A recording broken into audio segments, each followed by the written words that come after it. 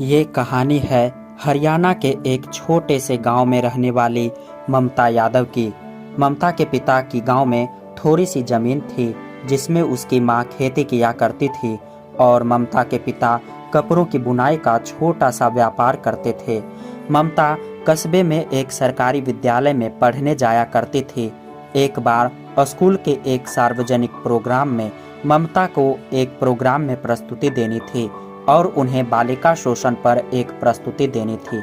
इसमें ममता को police officer बनने का किरदार दिया गया था। ममता ने किरदार को बहुत अच्छी तरह निभाया था। ममता ने अपने आईपीएस के किरदार के रूप में बहुत प्रभावित हुई और उसने अध्यापक से आईपीएस ऑफिसर के बारे में पूरी जानकारी ली तो वह बहुत प्रभावित हुई। ममता का जीवन बहुत साधारण था। उसके पिता की आय बहुत न्यूनतम थी।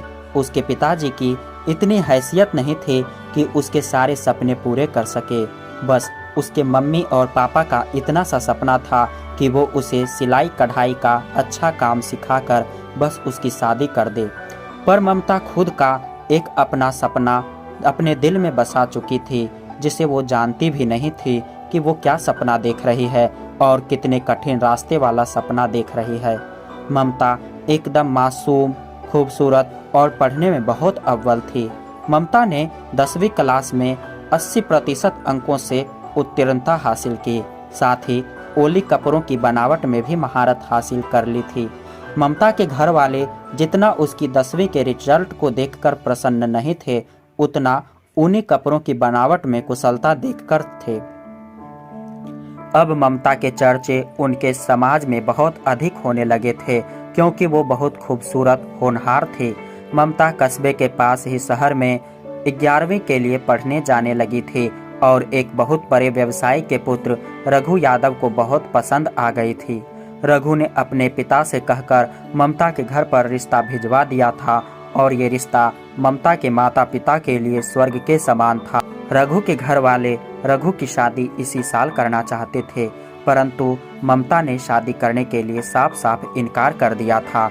लेकिन उस पर उसके परिवार वालों का, रिश्तेदारों का बहुत दबाव बनाया गया। तब उसने कहीं जाकर अंत में शादी के लिए हाँ करी और उसने एक शर्त रखी थी कि वो पढ़ाई जारी रखेगी और शादी किसी भी हाल की में 12वीं के बाद ही करेगी, चूँकि उसके दिल में भी आईपीएस ऑफिसर बनने का एक सपना पनप रहा था। उसके ससुराल वालों ने उसकी शर्त गंभीरता से नहीं ली और हाँ कर दी, पढ़ाई जारी रखने के लिए, और ममता का रिश्ता पक्का कर दिया। ममता ने क्लास 12वीं में 85% अंक प्राप्त किए। इसकी खुशी ना ममता के परिवार को थी ना ही ससुराल वालों को ही थी।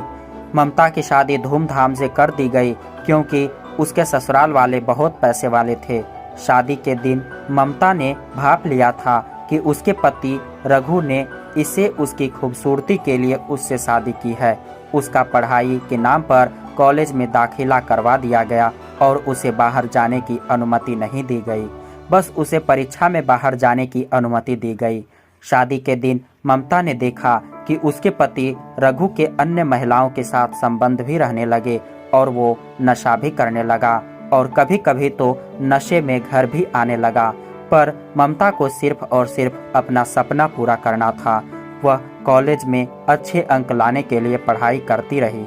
उदासीन के समान उसके ससुराल में उसका जीवन व्यतीत हो रहा था और इसी तरह उसने अपने कॉलेज की ग्रेजुएशन भी पूरी कर ली। अब ममता के मन में दिल्ली जाकर आईपीएस की तैयारी करने को था, पर वो ये बात अपने ससुराल वालों को नहीं बता पा रही थी। एक दिन डरते डरते ममता ने अपने पति रघु को ये बातें बताई। उसने साफ मना कर दिया। उन्होंने कहा कि वो अपना फर्ज पूरा कर चुके हैं और अपना वादा भी। ममता घुट घुट कर जीने लगी। अब जाने क्यों उसके लिए यह सपना और जरूरी और महत्वपूर्ण होता जा रहा था। इसी बात को लेकर एक दिन ममता और उसके पति के बीच झगड़ा हो गया और ममता के पति ने ममता पर बहुत अत्याचार किया। बात इतनी बढ़ जाने के कारण ममता ने घर छोड़ने का फैसला लिया। फिर दूसरे दिन वो अपने माँ और पिता के घर निकल गई। शुरुआत में उसके माँ और पिताजी उस पर बहुत गुस्सा हुए। जब उन्होंने पूरी आपबीती सुनी तो उनकी सहानुभूति भी ममता के साथ हो गई। अब ममता को किसी भी तरह आईपीएस की तैयारी करनी थी, पर वो इतना आसान नहीं था। हालांकि वो अपने ससुराल वालों से बाहर निकल चुकी थी। ममता की माँ और पिता की फाइनेंशियल कंडीशन इतनी अच्छी नहीं थी कि ममता को कोचिंग के लिए बाहर भेज दे। इसी बीच ममता ने गांव में सिलाई और कढ़ाई की और साथ में सेल्फ प्रिपरेशन जारी रखी। इसी बीच उसने आईपीएस के लिए एग्जाम भी दिया। वो विफल रही, पर उसे इस परीक्षा से ये पता चल चुका था कि उसे आगे किस प्रकार तैयारी करनी है। ममता ने पूरे 1 साल ट्रेनिंग सेंटर चलाकर कुछ पैसे इकट्ठे किए। उसके बाद उसके माता पिता की जमा की हुई पूंजी थी और कुछ पैसे उधार लेकर ममता अपने सपनों की डोर के लिए दिल्ली निकल गई। ममता ने 6 महीने की कठोर तपस्या और कोचिंग से आईपीएस के लिए प्री एग्जाम क्लियर कर लिया था। अब उसे आईपीएस के लिए मेन पेपर की तैयारी करनी थी, पर ममता की पूरी जमा पूंजी खर्च हो चुकी थी। अब उसके पास कोई रास्ता नहीं बचा था। ममता समझ नहीं पा रही थी कि अब वो इस विकट परिस्थिति में क्या करे। इसी बीच वो गांव चली गई। जब उसने अपनी माँ और पिता को सारी बात बताई तो उसके माता पिता ने उसका हौसला बढ़ाया।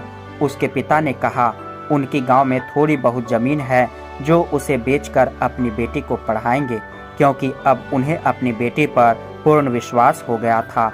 और इन सब के बीच ममता ने अपने पति से तलाक भी ले लिया था, तो उसके लिए सारे रास्ते क्लियर हो गए थे। ममता ने अपने माता पिता की मजबूरी और उनके हौसलों और अपने ऊपर आई हुई जिम्मेदारी को समझकर परीक्षा की बेहद अच्छी तैयारी की और उसने परीक्षा बहुत अंकों से पास की।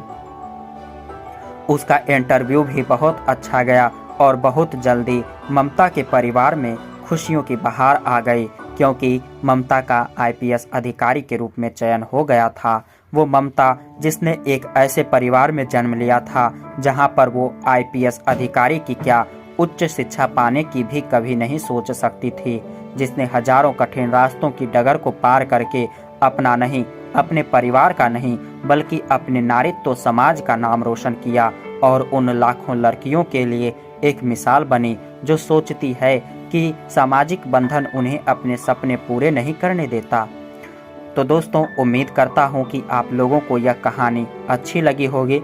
यदि अच्छी लगी है तो हमें कमेंट करके ज़रूर बताएं, साथ ही अपने दोस्तों को भी शेयर करें।